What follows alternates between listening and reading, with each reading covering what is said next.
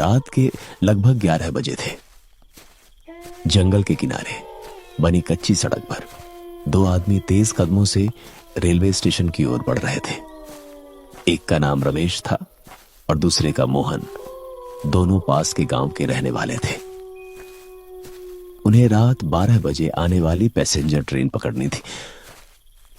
मोहन, अगर हम 5 मिनट और लेट हुए ना तो ट्रेन निकल जाएगी। ट्रेन की चिंता छोड़, मुझे तो इस रास्ते की चिंता हो रही है। तूने सुना नहीं, लोग कहते हैं कि इस पुराने स्टेशन के पास कुछ ठीक नहीं है। अरे यार, तू भी गांव वालों की बातों में आ गया। भूत वूत कुछ नहीं होता। मोहन ने धीमी आवाज में कहा। अगर कुछ नहीं होता तो पिछले महीने चौकीदार क्यों गायब हुआ? उसकी लाश भी नहीं मिली। इतना सुनते ही हवा का एक तेज झोंका आया। पेड़ों की डालियां जोर जोर से हिलने लगी। ऐसा लगा जैसे कोई उनके ऊपर बैठकर हंस रहा हो। दोनों कुछ पल के लिए रुक गए। दूर कहीं से ट्रेन की हल्की सी सीटी सुनाई दी। चल जल्दी कर, स्टेशन बस आधा किलोमीटर दूर है। दोनों फिर चलने लगे। कुछ दूर जाने पर उन्हें सड़क के किनारे एक पुराना टूटा हुआ मील का पत्थर दिखाई दिया, जिस पर धुंधले अक्षरों में लिखा था रेलवे स्टेशन 500 मीटर। लेकिन उसी पत्थर के नीचे किसी ने लाल रंग से एक और वाक्य लिखा था, रात में ढाबे पर मत रुकना। मोहन वहीं ठिठक गया। रमेश, ये किसने लिखा होगा? रमेश ने टॉर्च की रोशनी उस पर डाली, लेकिन तभी टॉर्च एकदम से झिलमिलाने लगी और फिर पूरी तरह बंद हो गई। अरे यार, इसे अभी ही बंद होना था। रमेश ने टॉर्च थपथपाई, लेकिन रोशनी वापस नहीं आई। अब दोनों के सामने सिर्फ घना अंधेरा था। तभी सड़क के दूसरी तरफ किसी के चलने की आवाज आई। दोनों ने एक साथ उधर देखा। अंधेरे में सफेद कपड़े पहने कोई लंबा सा आदमी कुछ पल के लिए दिखाई दिया और अगले ही पल गायब हो गया। मोहन की आवाज कांपने लगी। तूने देखा? रमेश ने जवाब नहीं दिया, क्योंकि उसने भी वही देखा था। दोनों बिना कुछ बोले तेजी से स्टेशन की तरफ बढ़ने लगे। करीब 10 मिनट बाद उन्हें रेलवे स्टेशन की पुरानी इमारत दिखाई दी। दोनों चलते चलते स्टेशन पहुंच गए, लेकिन वहां कोई इंसान नहीं दिखाई दे रहा था। स्टेशन लगभग वीरान था। बस एक पीली टिमटिमाती लाइट प्लेटफॉर्म पर जल रही थी। यार, मुझे बहुत जोर की भूख लगी है और आसपास कोई दुकान भी नहीं दिख रहा है। तभी स्टेशन के किनारे एक पुराना ढाबा दिखाई दिया। ढाबे के बाहर मिट्टी का चूल्हा जल रहा था, लेकिन हैरानी की बात यह थी कि वहां कोई ग्राहक नहीं था। चल वहां चलते हैं।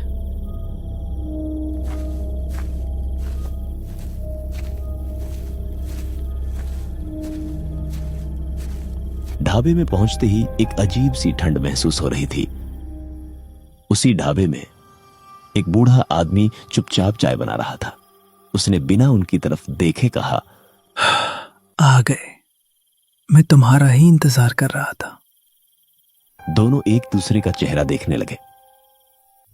उन्होंने तो उसे पहले कभी नहीं देखा था, फिर भी उसे कैसे पता था कि वे आने वाले हैं?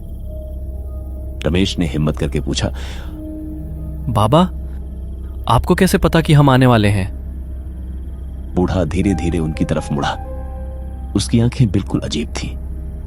ऐसा लग रहा था जैसे उनमें पुतलियां ही नहीं थीं। वह मुस्कुराया। जो स्टेशन तक पहुंच जाता है उसका नाम मुझे पहले से पता होता है। मोहन के हाथ पैर ठंडे पड़ गए। उसी समय प्लेटफॉर्म पर खड़ी पुरानी घड़ी ने 12 बार घंटी बजाई।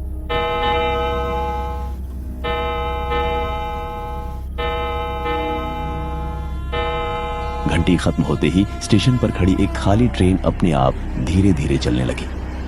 लेकिन उस ट्रेन का इंजन ही नहीं था। दोनों डर के मारे पीछे हट गए। तभी ढाबे वाले ने धीमी आवाज में कहा, अगर जिंदा रहना चाहते हो तो रात के 1 बजे से पहले यहां से मत जाना। रमेश ने कांपती आवाज में पूछा, लेकिन क्यों? बूढ़े ने चूल्हे की आग में लकड़ी डालते हुए कहा, क्योंकि 1 बजे के बाद स्टेशन पर जो ट्रेन आती है उसमें इंसान नहीं बैठते। इतना कहते ही पूरे स्टेशन की सारी लाइटें एक साथ बुझ गईं। चारों तरफ सिर्फ अंधेरा था और उसी अंधेरे में किसी औरत की धीमी डरावनी हंसी गूंज उठी। रमेश और मोहन समझ चुके थे कि वे किसी साधारण स्टेशन पर नहीं, बल्कि एक ऐसे रहस्य में फंस चुके हैं जहां से लौटकर शायद ही कोई जिंदा गया हो। मोहन का गला सूख गया। उसने कांपते हुए रमेश का हाथ पकड़ लिया। रमेश, मुझे यहां बिल्कुल अच्छा नहीं लग रहा। चल, अभी चलते हैं। रमेश ने अंधेरे में चारों ओर देखने की कोशिश की, लेकिन कुछ दिखाई नहीं दे रहा था। तभी ढाबे वाले ने लालटेन जलाई। उसकी पीली लौ ने आसपास हल्की रोशनी फैला दी। बूढ़ा धीमी आवाज में बोला, अब बाहर कदम मत रखना। 1 बजने तक जो भी स्टेशन से बाहर गया कभी वापस नहीं आया। आखिर यहां हो क्या रहा है? बूढ़े ने गहरी सांस ली। आज से 30 साल पहले इसी स्टेशन पर एक भयानक रेल दुर्घटना हुई थी। आधी रात की ट्रेन पटरी से उतर गई। कई यात्रियों की मौत हो गई, लेकिन कुछ शव कभी मिले ही नहीं। लोग कहते हैं कि उनकी बेचैन आत्माएं आज भी हर रात उसी ट्रेन का इंतजार करती हैं। इतना कहते ही दूर पटरियों की दिशा से ट्रेन की सीटी सुनाई दी, लेकिन इस बार आवाज कुछ अलग थी, मानो किसी इंसान की दर्द भरी चीख ट्रेन की सीटी में बदल गई हो। मोहन ने डरकर लालटेन की ओर देखा। लौ तेजी से कांप रही थी। अचानक प्लेटफॉर्म के दूसरे छोर पर एक सफेद साया दिखाई दिया। वह धीरे धीरे उनकी तरफ बढ़ रहा था। उसके पैर जमीन पर नहीं पड़ रहे थे, वह हवा में तैरता हुआ आ रहा था। रमेश ने कांपती आवाज में कहा, कौन है वहां? कोई जवाब नहीं मिला। साया और पास आ गया। तभी बूढ़ा जोर से बोला, आंखें नीचे रखो, उसकी तरफ मत देखना। दोनों ने तुरंत अपनी नजरें झुका ली। कुछ सेकंड बाद उनके सामने से ठंडी हवा का तेज झोंका गुजरा। जब उन्होंने दोबारा ऊपर देखा,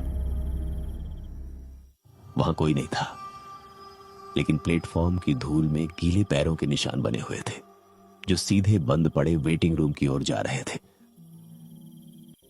ढाबे वाला फुसफुसाया, वो फिर आ गई। कौन? जिसका इंतजार ये स्टेशन आज भी कर रहा है। इतने में स्टेशन की पुरानी घड़ी ने 1 बजने में 5 मिनट बाकी होने का संकेत दिया। ढाबे वाले के चेहरे का रंग उड़ गया। अब जो होगा उसे देखने की हिम्मत मत करना। दूर अंधेरे में अचानक कई लालटेनें जल उठी। ऐसा लग रहा था जैसे दर्जनों लोग प्लेटफॉर्म पर खड़े हों, लेकिन वहां कोई आवाज नहीं थी, सिर्फ सन्नाटा। और फिर पटरियों पर बिना इंजन वाली वही पुरानी ट्रेन धीरे धीरे दिखाई देने लगी। उसकी हर खिड़की के पीछे धुंधले चेहरे थे। कोई रो रहा था, कोई शीशे पर हाथ मार रहा था, और कोई बिना पलक झपकाए बाहर देख रहा था। मोहन डर के मारे जमीन पर बैठ गया। प्लेटफॉर्म पर बर्फ जैसी ठंडी हवा फैल गई। लालटेन की लौ जोर जोर से कांपने लगी और पूरे स्टेशन में अजीब सी सीटी गूंजने लगी। ट्रेन की हर खिड़की के पीछे धुंधले चेहरे दिखाई दे रहे थे। किसी की आंखें पूरी तरह काली थीं, कोई शीशे पर अपने हाथ मार रहा था, तो कोई बिना पलक झपकाए रमेश और मोहन को घूर रहा था। रमेश, ये लोग इंसान नहीं हैं। तभी ट्रेन के बीच वाले डिब्बे से एक औरत धीरे धीरे नीचे उतरी। उसने पुरानी सफेद साड़ी पहन रखी थी। उसके लंबे बाल चेहरे पर बिखरे हुए थे और उसके कदम जमीन को छुए बिना आगे बढ़ रहे थे। ढाबे वाला जोर से चिल्लाया, पीछे मत देखना और किसी भी हालत में उसकी आवाज का जवाब मत देना। लेकिन तभी उस औरत की धीमी आवाज आई, रमेश। रमेश का दिल धड़क उठा। वह हैरान रह गया, वह उसका नाम कैसे जानती थी। औरत फिर बोली, इधर आओ, तुम्हारी ट्रेन यहीं है। उसकी आवाज इतनी मीठी थी कि कुछ पल के लिए रमेश के कदम अपने आप उसकी ओर बढ़ने लगे। मोहन ने तुरंत उसका हाथ पकड़ लिया। नहीं, उसकी बात मत सुन। उसी समय ढाबे वाले ने लालटेन ऊंची उठाई। लो, अचानक तेज हो गई और उसकी रोशनी उस औरत पर पड़ी। रोशनी पड़ते ही उसका चेहरा बदलने लगा। उसकी आंखों की जगह काले गड्ढे थे। मुंह असामान्य रूप से बड़ा हो गया। चेहरे की चमड़ी फटने लगी और भीतर से सैकड़ों छोटे छोटे दांत दिखाई देने लगे। उसने एक ऐसी चीख मारी कि पूरा स्टेशन कांप उठा। अचानक ट्रेन के सभी डिब्बों से दर्जनों परछाइयां बाहर निकल आईं। वे हवा में तैरते हुए रमेश और मोहन की ओर बढ़ने लगी। ढाबे वाला चिल्लाया, भागो! प्लेटफॉर्म के आखिरी छोर पर पुराना सिग्नल है। सूरज उगने तक वहीं रहना। तीनों पूरी ताकत से दौड़ पड़े। पीछे से परछाइयों की डरावनी हंसी सुनाई दे रही थी। ऐसा लग रहा था जैसे पूरा स्टेशन उनके पीछे दौड़ रहा हो। दौड़ते दौड़ते वे पुराने सिग्नल के पास पहुंचे। वहां लोहे का एक जंग लगा खंभा खड़ा था, जिस पर अब भी लाल रंग की धुंधली बत्ती टिमटिमा रही थी। जैसे ही तीनों उसके पास पहुंचे, सभी परछाइयां अचानक रुक गईं। वे सिग्नल से कुछ दूर खड़ी होकर उन्हें घूरने लगी, लेकिन आगे नहीं बढ़ी। ढाबे वाले ने भारी सांस लेते हुए कहा, यही स्टेशन की आखिरी सुरक्षित जगह है। ये सब क्या है? ये आत्माएं यहां क्यों भटक रही हैं?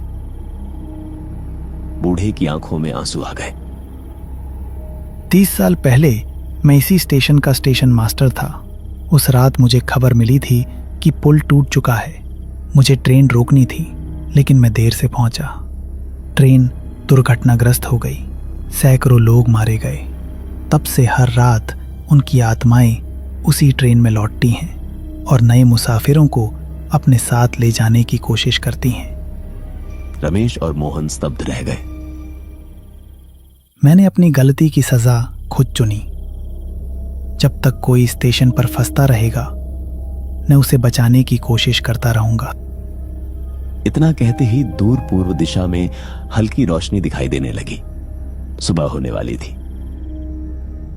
पहली किरण पड़ते ही रहस्यमय ट्रेन धुएं में बदलने लगी। एक एक करके सभी परछाइयां हवा में घुल गईं। सफेद साड़ी वाली औरत ने आखिरी बार रमेश की ओर देखा। उसकी आंखों में इस बार डर नहीं, बल्कि गहरा दुख था। अगले ही पल वह भी गायब हो गई। पूरा स्टेशन फिर से शांत हो गया। जब रमेश और मोहन ने पीछे मुड़कर देखा, ढाबा वहां था ही नहीं। जहां रात भर चूल्हा जल रहा था, वहां सिर्फ टूटी हुई ईंटें और जंग लगी एक पुरानी केतली पड़ी थी। पास खड़े एक बुजुर्ग कुली ने उन्हें देखा और हैरानी से पूछा, तुम लोग यहां रात कैसे काट गए? रमेश ने ढाबे वाले के बारे में पूछा। कुली का चेहरा पीला पड़ गया। बेटा, इस स्टेशन का ढाबा तो 30 साल पहले रेल हादसे में जल रहा था और उसका मालिक भी उसी रात मर गया था। रमेश और मोहन के पैरों तले जमीन खिसक गई। दोनों ने एक बार फिर उस जगह की ओर देखा। ठंडी हवा चली। उन्हें ऐसा लगा जैसे किसी ने बहुत दूर से धीमी आवाज में कहा, अगले मुसाफिर का इंतजार रहेगा। दोनों बिना एक पल रुके वहां से निकल गए। उस दिन के बाद उन्होंने कभी उस स्टेशन की तरफ वापस जाने की हिम्मत नहीं की।